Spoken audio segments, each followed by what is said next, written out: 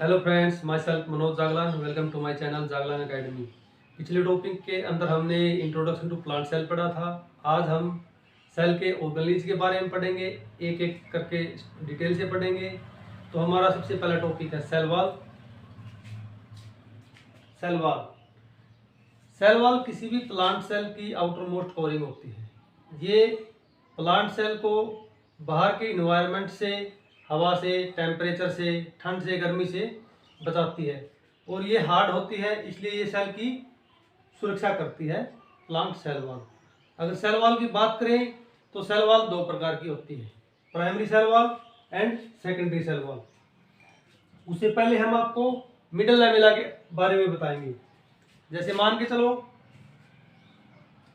ये एक plant cell होगी और ये हो गया मिडल लैमेला और ये होगी दूसरी plant cell.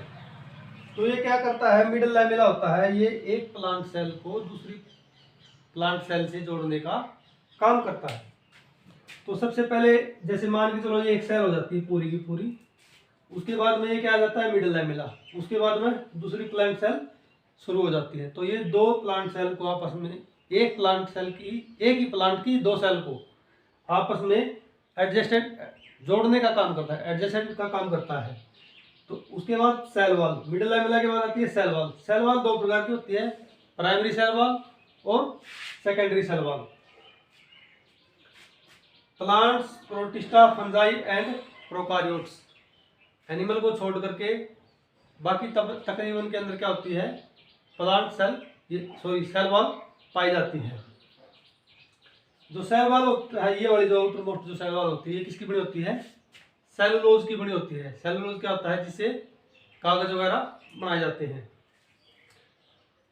Cell wall permeable pores, cell wall के अंदर क्या होते हैं, पोर्स पाए जाते हैं और ये पोर्स क्या करते हैं, ये परमेबल होते हैं। परमेबल मतलब एक सेल से लेकर के दूसरी सेल के अंदर, जैसे एक सेल होगी, ये दूसरी सेल होगी, इन दोनों सेलों के अंदर जो सब्सटेंसेस है उनका एक्सचेंज करने में मदद करते हैं।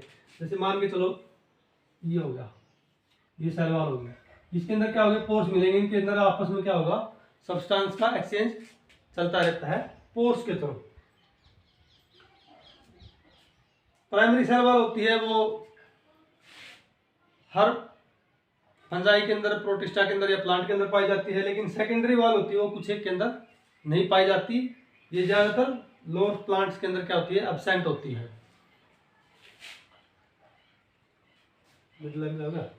उसके बाद में ये जो बीच वाली जो डॉटेड ले रखी है, ये वाली जो ले रखी है, ये होती है secondary cell wall. Cell wall क्या करती है, किसी भी सेल को रिजिडनेस देती है, हार्डपन देती है और इसके ऑर्गेनेल्स को सेफ रखने में मदद करती है। नंबर नेक्स्ट लेते हैं, यहाँ पर हमारा जो सेल वॉल है वो पूरा हो। अभी लेते हैं cell membrane. Cell membrane, cell membrane को प्लांट्स की अगर लैंग्वेज में बोला जाए तो क्या बोलते हैं, प्लाज्मा लीमा, और एनिमल्स की अगर सेंस में देखा जाए तो सेल मेम्ब्रेन को उसको क्या बोलते हैं, सेल मेम्ब्रेन बोलते हैं। तो सेल मेम्ब्रेन को हम सेल कवरिंग भी बोल सकते हैं, प्लाज्मा लीमा भी हम बोल सकते हैं।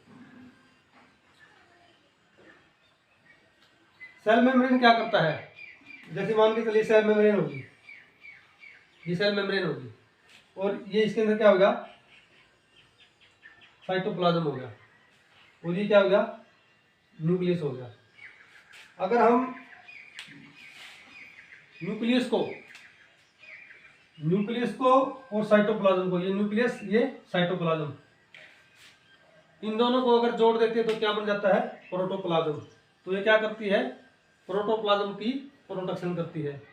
क्या, सेल मेम्ब्रेन। सेल मेम्ब्रेन होती है जो जितने भी सेल ऑर्गेनेल्स होते हैं उनको फ्रीली मूवमेंट करवाने में मदद करती है जरूरत के मुताबिक, और उनकी प्रोटेक्शन भी करती है, उनको बेतरतीब होने से भी रोकती है। Made of lipids and protein, cell wall किसकी, सेल मेम्ब्रेन किसकी बनी होती है, लिपिड्स की, और सेल मेम्ब्रेन होती है वो लिपिड्स की और प्रोटीन की बनी होती है। नंबर नेक्स्ट, पोर प्लाज्मोडेस्माटा। ये जो पोर्स है, ये वाले जो पोर्स हैं, इनको बोलते हैं प्लाज्मोडेस्माटा। ये क्या करते हैं, एक सेल से दूसरी सेल के अंदर, जैसे मान के चलो एक सेल ये होगी और एक सेल ये होगी, इन दोनों के अंदर एक सेल ये, एक सेल ये, बीच में प्लाज्मोडेस्माटा। ये क्या करेगा, इनके अंदर क्या है, सब्सटेंसेस का आपस के अंदर, सब्सटेंस को आपस के अंदर एक्सचेंज करने में मदद करता है। नंबर नेक्स्ट लेते हैं साइटोप्लाज्म। साइटोप्लाज्म क्या होता है, सेल मेम्ब्रेन के अंदर जो भी फ्लूइड होता है, लिक्विड होता है, सब्सटेंसेस पाए जाते हैं, उसको बोलते हैं हम साइटोप्लाज्म। तो साइटोप्लाज्म दो प्रकार का होता है प्लांट सेल के अंदर। पहला साइटोसेल। साइटोसेल जैसे मान के चलिए बाहर की आउटर कवरिंग, ये वाली कवरिंग है सेल वाल या सेल मेम्ब्रेन के साथ का जो इलाका है, सेल मेम्ब्रेन और सेल वॉल के साथ का जो इलाका है उसको हम बोलते हैं साइटोसेल। और जो बीच वाला जो इलाका है तकरीबन न्यूक्लियस के आसपास का या सेंटर का, सेल के जो सेंटर का जो इलाका है उसको बोलते हैं, या इस वाले इलाके के अंदर जो मध्य वाले इलाके के अंदर जो लिक्विड पाया जाता है उसको बोलते हैं साइटोसेल, और जो बाहर वाले इलाके के अंदर लिक्विड या फ्लूइड पाया जाता है उसको बोलते हैं साइटोसेल। नेक्स्ट जो सेल ऑर्गेनेज है वो है न्यूक्लियस। न्यूक्लियस क्या होता है, जैसे एनिमल सेल के अंदर जो न्यूक्लियस होता है वो सेंटर के अंदर होता है, लेकिन प्लांट सेल के अंदर जो न्यूक्लियस होता है वो होता है साइड के अंदर होता है, ये सेंटर के अंदर नहीं होता है। Number 2 nuclear membrane. जो न्यूक्लियर मेम्ब्रेन होती है, ये जो दिखाई दे रही है, ये वाली जो दिखाई दे रही है, ये क्या है, डबल मेम्ब्रेन होती है, और इसके अंदर क्या होते हैं, पोर्स होते हैं। न्यूक्लियर मेम्ब्रेन के अंदर क्या होते हैं, पोर्स होते हैं, और इस पोर के द्वारा क्या करता है, ये जो न्यूक्लियर पोर के द्वारा जो सब्सटेंसेस हैं वो न्यूक्लियोप्लाज्म से साइटोप्लाज्म एंड साइटोप्लाज्म से न्यूक्लियोप्लाज्म, न्यूक्लियोप्लाज्म से साइटोप्लाज्म और साइटोप्लाज्म से न्यूक्लियोप्लाज्म के अंदर क्या होता है, इनका सब्सटेंसेस का एक्सचेंज होता है। न्यूक्लियोप्लाज्म क्या होता है, जैसे सेल के अंदर साइटोप्लाज्म होता है और न्यूक्लियस के अंदर क्या होता है, न्यूक्लियोप्लाज्म होता है। तो न्यूक्लियस प्लाज्म के अंदर क्या होता है, जेल लाइक सब्सटेंसेस हो गई, उसके बाद में प्रोटीन होगी, उसके बाद में डीएनए हो गया, उसके बाद में क्या होता है, थर्ड लाइट स्ट्रक्चर होती है जो क्रोमेटिन होते हैं। तो ये और न्यूक्लियोलस होता है, ये न्यूक्लियस के न्यूक्लियोप्लाज्म के अंदर पाए जाते हैं। न्यूक्लियोलस, क्रोमेटिन, थर्ड लाइट जो स्ट्रक्चर बोलते हैं उसको, उसके बाद में डीएनए और प्रोटीन, ये न्यूक्लियोप्लाज्म के अंदर पाई जाती है। Number next nucleolus. जो न्यूक्लियस के अंदर जो एक और छोटी स्ट्रक्चर होती है न्यूक्लियस जैसी ही, यानी कि न्यूक्लियस का न्यूक्लियस, उसको बोलते हैं न्यूक्लियोलस।